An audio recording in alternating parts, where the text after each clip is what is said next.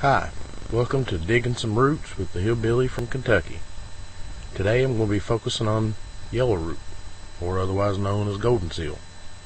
It grows pretty wild. You can find it pretty easy. All you got to do is go in the mountains and just look. I got one I just dug. It's a small one prong as they call it. What's important about these is getting the knot, that big knot on the root. That's where your money's at on these things. I'm going to go ahead and dig some more, and once I get them dug, I'll show you what kind of pile I get. They grow in the wild. As you can see, here's a little patch. This little patch is not very big, it's small. Probably been here maybe 2-3 years. But the thing about it is they grow the roots. They constantly, even after you dig them, the small roots, these little small ones that you see on the ends, those roots will grow back the next year. When they grow back, they'll, as you can see, this patch has been dug before and it grow back. So the best thing to do when you dig these kind of roots and these plants is to leave one or two sticking in the patch. That way the next year you'll have another patch pop back up. For long-term use, they use these in medicines and other things. So I'll go ahead and dig a bunch, and then after I'm done I'll show you what kind of bunch I get dug.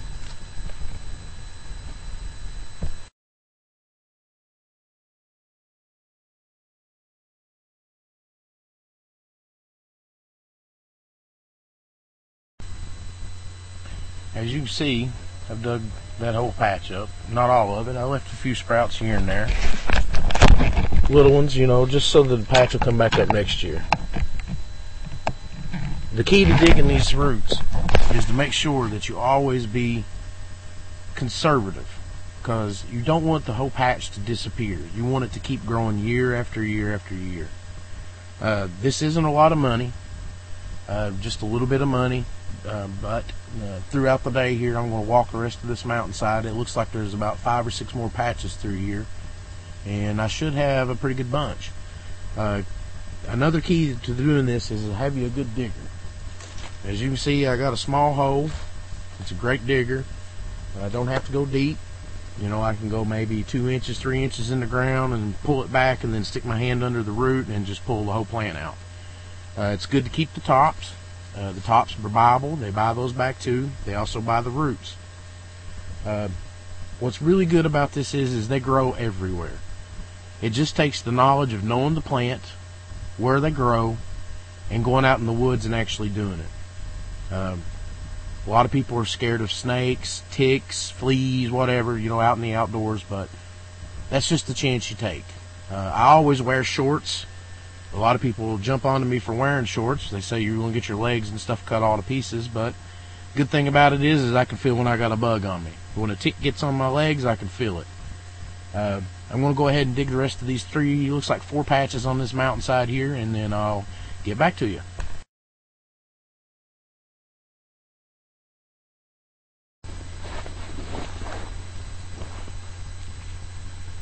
Okay guys, this comes to the end of my show. I've got a big rainstorm headed in here, and I can smell it in the air. If you talk to some of these old timers about these mountains, they can tell you that when it's about ready to come a bad rain, you could smell it, and I could smell it. I've dug about a half a bag here, pretty good.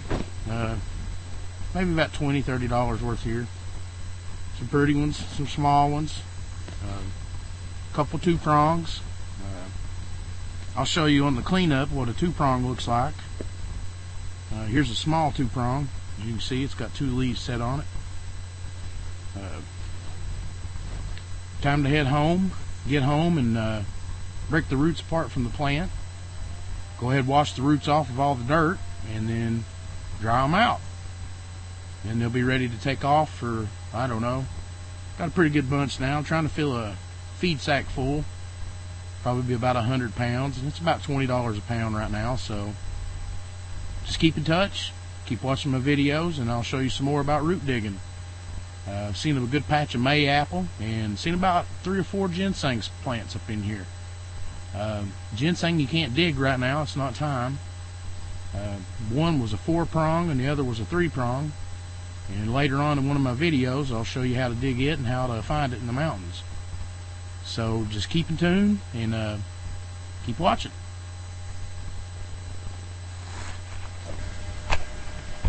Howdy guys, I'm here ready to do cleanup.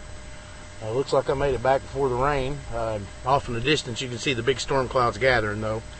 I'm going to start cleaning these. What I've got is a bucket of water off to my right, and I've got my plant, my yellow root. So first thing I do is I break the root off. Simple as that. Lay the plant off to the left, take my root and put it in the water. I want to show you guys something though. If you look closely, you can see all the little yellow roots all the way around it.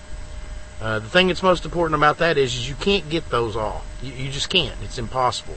But that's good, because the following year, all these little yellow roots that you left in the ground will have another patch grow. So what I'm going to do is I'm going to go ahead and clean my bunch that I gathered today. And you can watch me, and I'll put it in fast forward until I'm done, and then I'll sign off.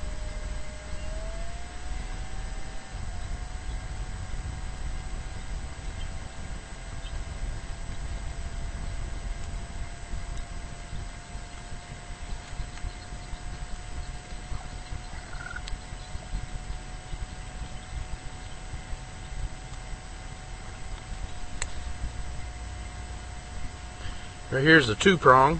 As you can see, it's got a sprout coming on it. Root was pretty good sized. It's a pretty good sized root compared to most. Usually when you find these two prongs out in the wilderness, it means there's a good patch nearby. And I found a great patch where these two prongs came from. I got two prongs out of it, and I didn't even get all the patch. So tomorrow, if the weather permits, I'll be back up there digging some more.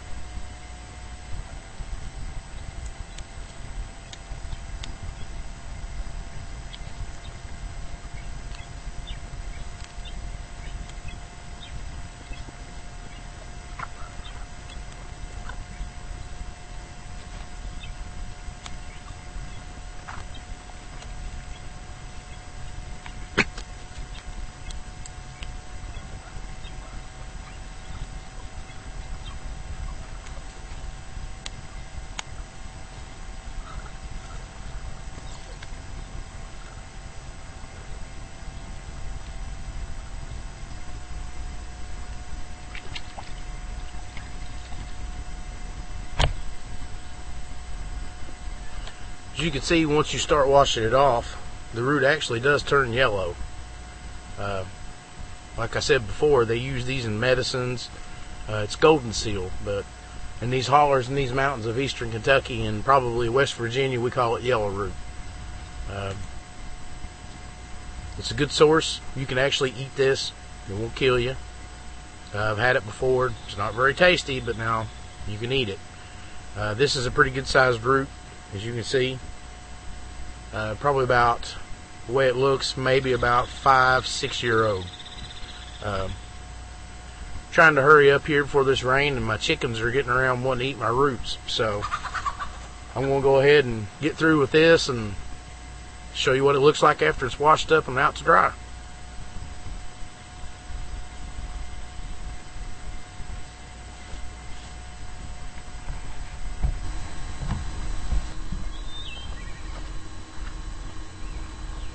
Okay, looks like I'm finished. Got them all washed up, and as you can see, this is why they call it yellow root. I mean, look how yellow it is.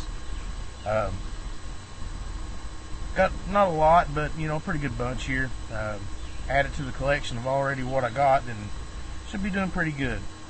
I got a pretty good start on it, and like I said, I spotted some ginseng, so that'd be good to dig in about August or September. Anyway, rain's about here. I can see it off in the background. It's coming pretty strong, so I'm gonna go ahead and take this and put it in the building. Hopefully tomorrow the sun will be out and I can stick it out in the sun and dry. Now the tops are pretty simple. The actual plant itself is pretty simple to dry. You just take it, lay it out on a piece of glass or something like that, and just let the sun hit it and dry it up. The roots, on the other hand, you don't want them to mold. So once you get them wet, you want to put them on a screen like this. Put them on that screen, you know, let them dry out. And once they're dry, then you put them all together. I usually take mine and put them in a cardboard box, a Pepsi box, a cola box, something, you know, something I can stick them in so they'll dry. The cardboard helps by actually pulling the moisture out of the roots. It's good to keep mold away from them. The old timers would always put them in a paper poke. They put them in a paper poke for 2 or 3 days just to make sure all the water and moisture would drain out of them after they've dried in the sun, and then they'd stick them in their feed sacks. I'm probably going to dig for another 2-3 weeks on this yellow root and add it up. Like I said, my goal is 100 pounds. I'll do another video over digging mayapple. I've got a pretty good start on it already. It doesn't pay very good, but it's something. You're not going to get rich digging these roots. Just plain and simple. You're not going to get rich. I do it as a hobby, something I can pass down to my children, and my children can pass down to their children. Self-sustainability is something we all should strive for. It's something we need in our lives. It's something we should be taught in school. I wish the schools nowadays would actually teach the different plants that are in the area.